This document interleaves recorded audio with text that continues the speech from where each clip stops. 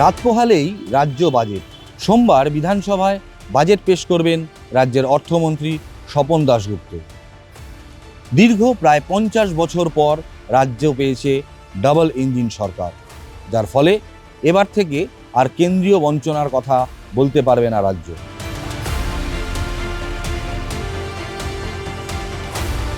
কেন্দ্রীয় বিভিন্ন প্রকল্পের ইমপ্লিমেন্টেশন ঠিকঠাক হচ্ছে না, এই অভিযোগও করতে পারবে না দিল্লি। মুখ্যমন্ত্রী শুভেন্দু অধিকারীর নেতৃত্বে যে সরকার গঠিত হয়েছে তার বয়স মাত্র 1.5 মাস। এই নতুন সরকারের কাছে কি প্রত্যাশা বঙ্গবাসী? আগামীকালের রাজ্য বাজেটে মানুষের প্রত্যাশা অনেক কিছুই আছে। মানুষকে যতই দেওয়া হোক, এটা সত্যি কথাই, তাদের প্রত্যাশা কোনোদিনই পূরণ হয় না। তারা সরকারের পক্ষ থেকে আরও কিছু প্রত্যাশার বেশি দাবি করে, কিন্তু আমার মতে বলে বিশেষ করে জীবনদায়ী ওষুধের দাম কমানো এবং নিত্য প্রয়োজনীয় যে সকল জিনিসগুলো আছে তাদের দাম কমান, তাহলে সাধারণ মানুষের খুবই উপকার হবে। আর পেট্রোল এবং ডিজেলের এবং গ্যাসের দাম যদি কমে, তাহলে যেহেতু এগুলো পণ্যবাহীর সঙ্গে জড়িত এবং গ্যাস সাংসারিকের সঙ্গে জড়িত, তাহলে অনেকেরই সুবিধা হবে এবং তার পরিপ্রেক্ষিতে জিনিসপত্র অটোমেটিক্যালি দাম কমে যাওয়ার আশঙ্কা থাকবে। এটাই হচ্ছে প্রত্যাশা। এবং সুরক্ষার ব্যাপারে এই সরকার যেন বিশেষ করে নজর দেয়।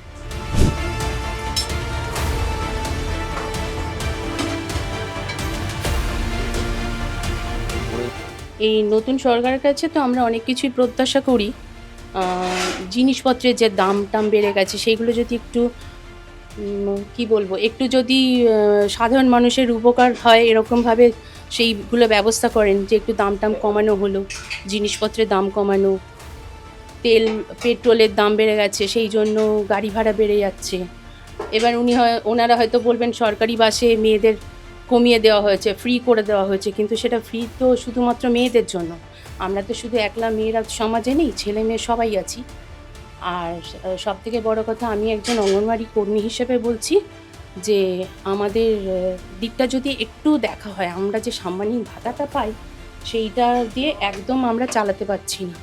মানে আমাদের এই বাজেটের দিকে আমরা ভীষণভাবে তাকিয়ে আছি। মানে অঙ্গনওয়াড়ি কর্মী, আশাকর্মী, আমাদের ন্যূনতম যা বেতনটা মানে সাম্মানিক ভাতাটা পাই, সেটার উপরে আমাদের সেন্টারটা পর্যন্ত চালাতে হয়।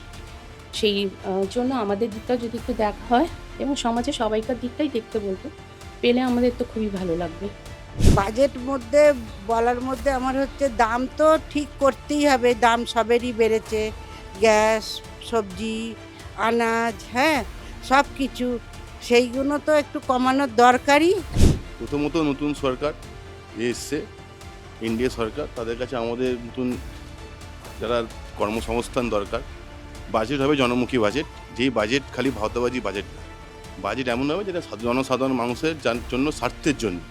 বাজেট পেশ করার পর যে কোনো সরকারই আসুক, আগের সরকারও সেম জিনিস, বাজেট করার পর বাজেটটাকে সুফলযস্য করতে হবে, যাতে বাজেটে সাধারণ মানুষ সুবিধা পায়।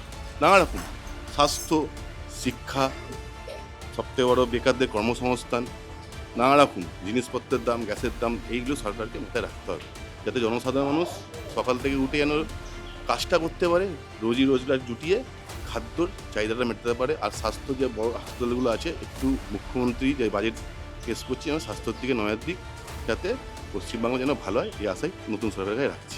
প্রত্যাশা বলতে মার্কেট যে অবস্থায় এসেছে বর্তমানে, সে মানে যুদ্ধের জন্যই হোক, যা কিছুর জন্য, যাতে বাজেট এমন হোক যেন মানুষের ক্রয় ক্ষমতার মধ্যে থাকে, মানুষের ক্রয় ক্ষমতার বাইরে চলে গেছে।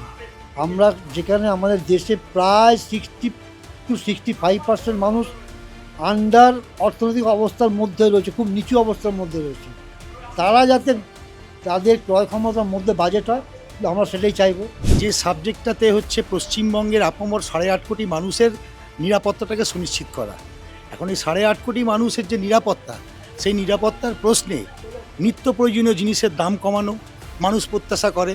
বড় একটা পরিবর্তন, সেই পরিবর্তনে সাধারণ মানুষের জীবন জীবিকার ক্ষেত্রে যে ভয়ঙ্কর আক্রমণ, তার বিরুদ্ধে রুখে দাঁড়ানোর যে প্রবণতা, সেই প্রবণতার বিরুদ্ধে মানুষকে সচেতন এবং সজাগ হতে হবে।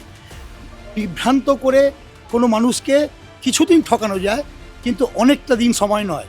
মানে গ্যাসের দামটা কমলে ভালো হয়, অনেক বেশি আমাদের পক্ষে দাম হয়ে যাচ্ছে। তারপরে আনাজপত্রের দাম কমলে ভালো হয়, দুধের দাম কমলে ভালো হয়, এগুলো আমাদের সাধারণত লাগে। আর এইগুলো অনেক বেশি দাম হয়ে যাচ্ছে, আমাদের খুবই প্রবলেম হচ্ছে এগুলো নিয়ে। আমার প্রত্যাশা প্রতিটি জিনিসের দাম বাড়ছে। গ্যাসের দাম বেড়েছে অনেকটা, গ্যাসের দাম মোটামুটি 450-500-এর মধ্যে হলে আমাদের খুবই ভালো হয়।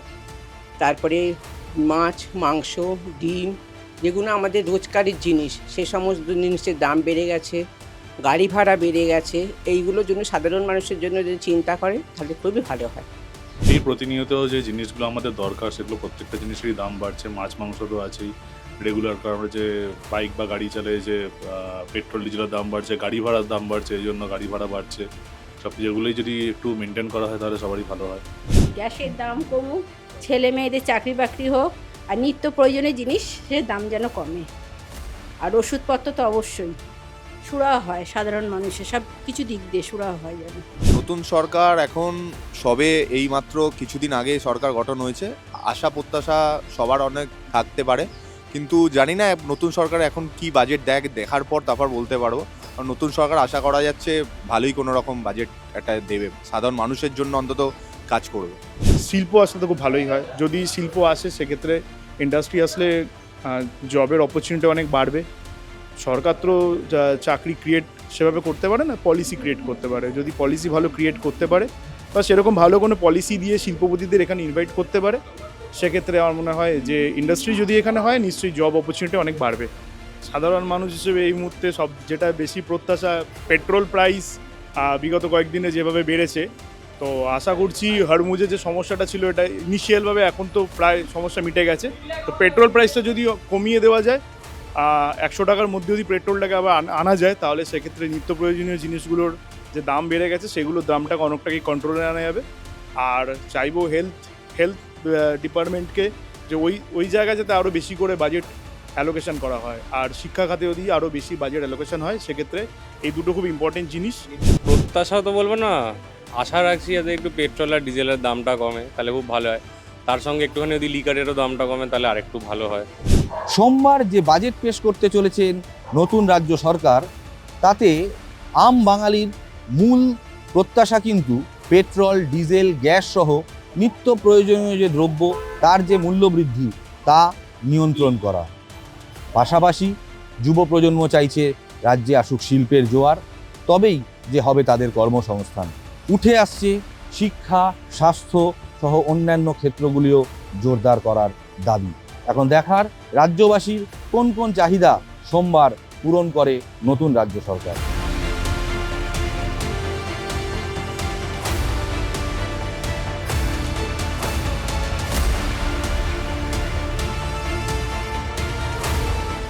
ফলো করুন সংবাদ প্রতিদিন ডিজিটাল।